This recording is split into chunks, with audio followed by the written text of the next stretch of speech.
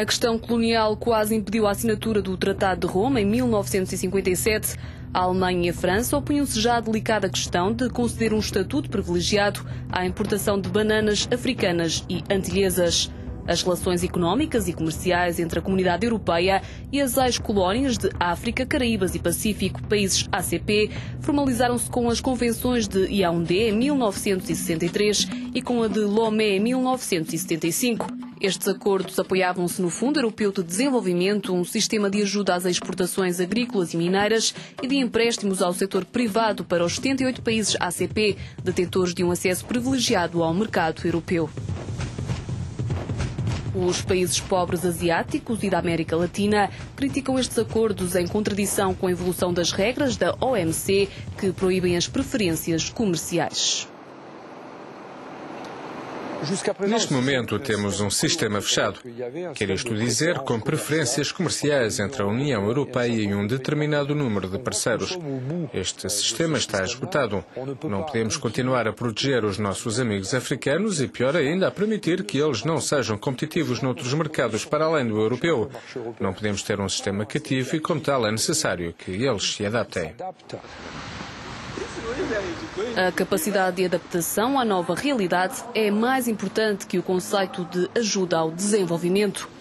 Os países que investem querem o retorno desse investimento, mas nem sempre isso acontece.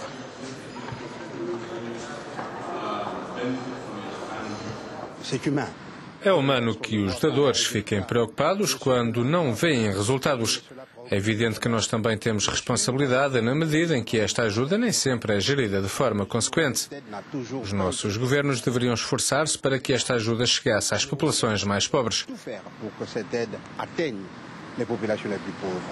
No entanto, os países ricos também têm o direito de lutar pelos apoios, talvez de uma forma diferente, como por exemplo encorajando o comércio.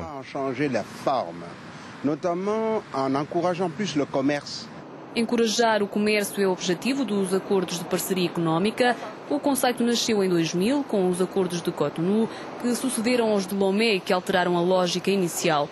Desta forma, não se trata mais de ligar a economia dos países africanos à Europa, mas sim de criar uma zona de livre troca interafricana e inseri-la na lógica do comércio mundial.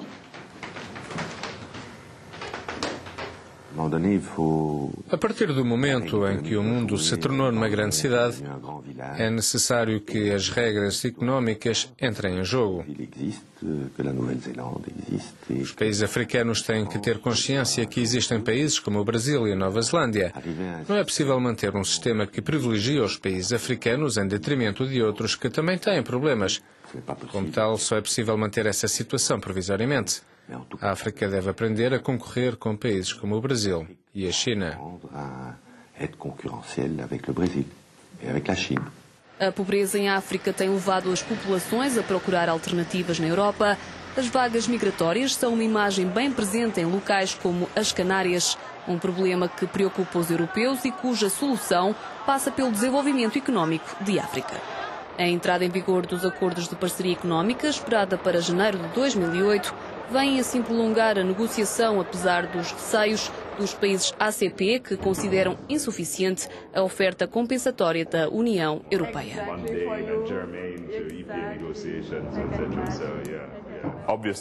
Estamos, obviamente, preocupados com o tratamento do açúcar. Os benefícios assegurados pelo protocolo devem ser transpostos para um acordo de parceria económica. Alguns dos benefícios não são englobados nas propostas europeias.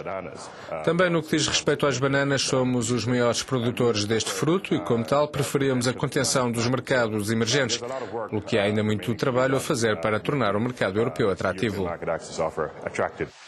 As organizações não-governamentais mostram-se inquietas e reclamam uma adaptação, como sublinha o diretor do Centro Nacional de Cooperação e Desenvolvimento em Bruxelas.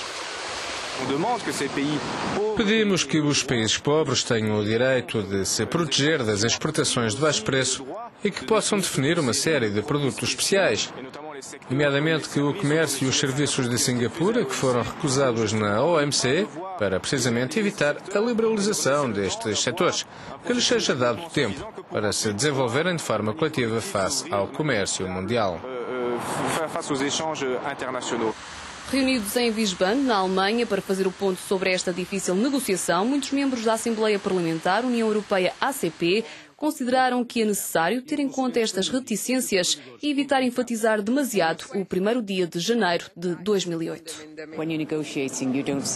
Quando se está a negociar, não se pode dizer que se esteja preparado para fracassar.